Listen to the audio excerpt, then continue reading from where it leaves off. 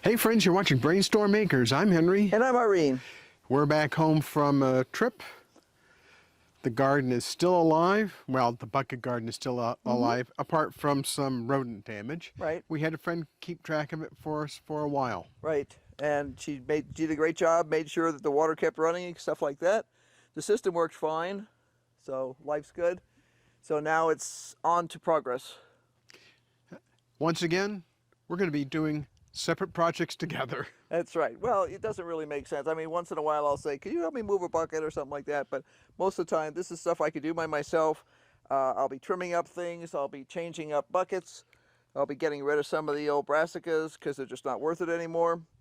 And getting some new stuff in. Let's get at it. Yep.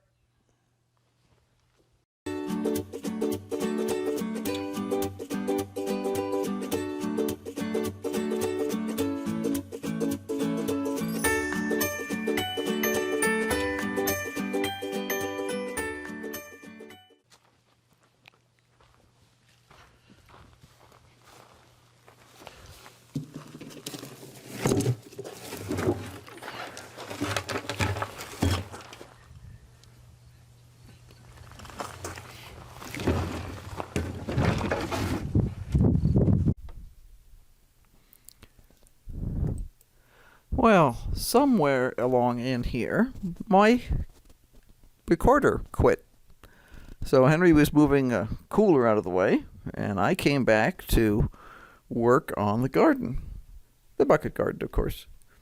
And what I'm talking about here is making decisions on what I'm going to do with things. Our conclusion was that this was an interesting experiment, but that because it was such a hot spring, this really was not a great success.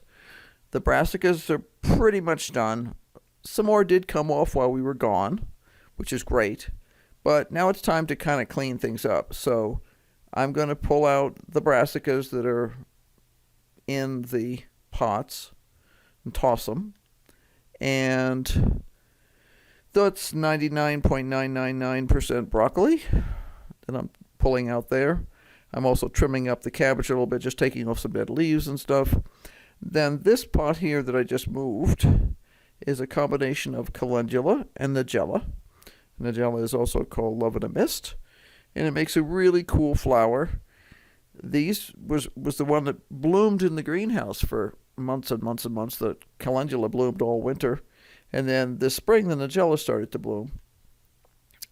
That particular bucket didn't get quite enough water because the mice or rats cut the water source before we got home. So what I did was I just pruned it down hard, and I'm going to get a watering can full of water and water it really well. I will run the irrigation later once I've reestablished the irrigation for the pots that are remaining. But I didn't want to make that guy wait until I got everything else done. So I'm going to haul out the rest of the broccoli plants here. Now, the best broccoli from our tests so far has been Atlantis, and that is probably going to be the one that we focus on the most in the future.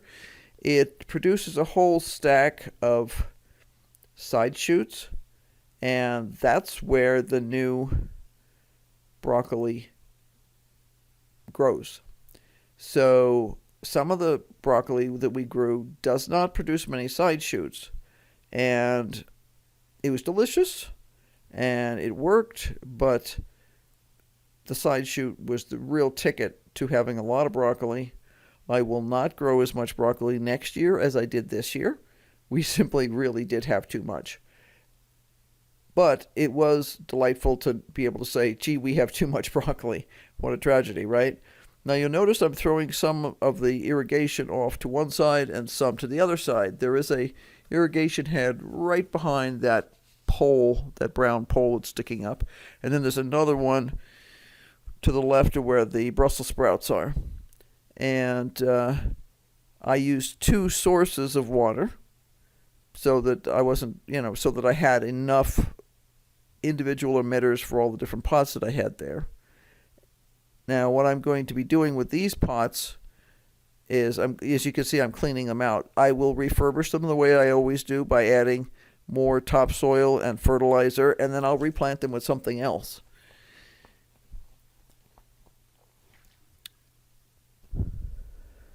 And I'm spending a bunch of time just moving things around because I'm figuring things out. But as I trim up some of this stuff, this is actually a broccoli that still had broccoli on it, and I did harvest a small amount, enough for one meal, off of this and a couple of the other pieces. You can see me breaking off individual chunks of it, and those are the individual branches that will produce the broccoli.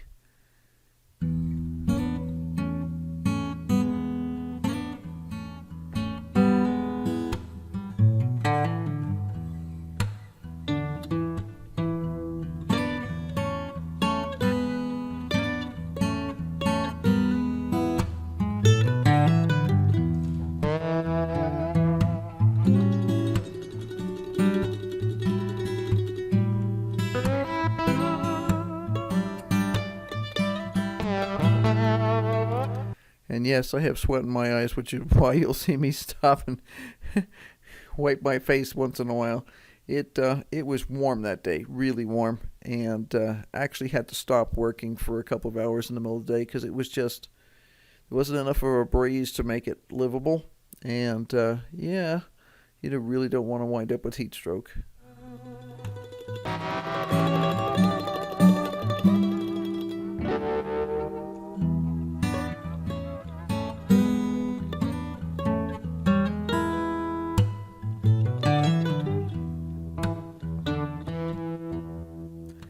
Now Henry's come out to try and attach a plate to that pole. And as he discovered when he went to try and use self-tapping screws, that wood is hard as a rock. So he's going to have to come back with a more efficient weapon in order to get that guy to move.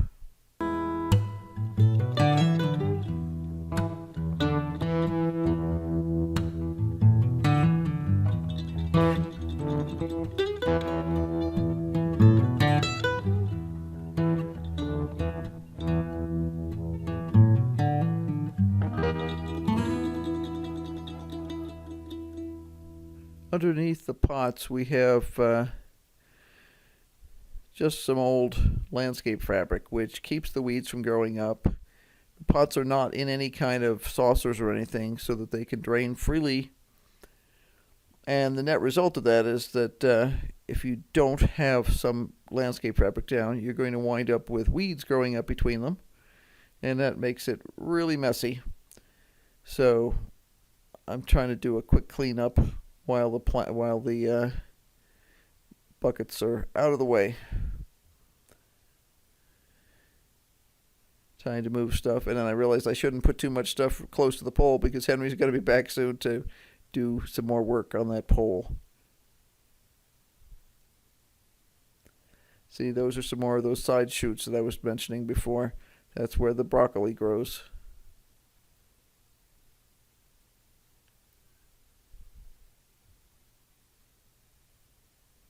And I'm busy figuring out where I should put the various containers. I have to be careful about moving that big blue one because it's kind of crunchy. The plastic has about had it. So, but that's got Brussels sprouts in it that are actual Brussels sprout. They're starting to really, produce Brussels sprouts. So, I don't want to mess it up. I'm going to give them a chance to see if they can actually make bigger Brussels sprouts. I'm going to be doubling up on the water and fertilizer for that. Checking the carrots. That carrot bucket has done really well. The carrots were rather small in there when we left, and I was concerned that they might not make it. And now Henry's back. He's going to, like I say, he's going to pre-drill holes this time because that wood is just like cement. It's treated lumber, but for being outside, it has also dried out considerably. So the wood outside here tends to turn into cement when you let it dry. So, and he's trying to work on the Starlink system. This is a I think he said it was a Wi-Fi router that is going to be part of the system in order to make it work for us. So it required a little bit more encouragement for those screws to go in.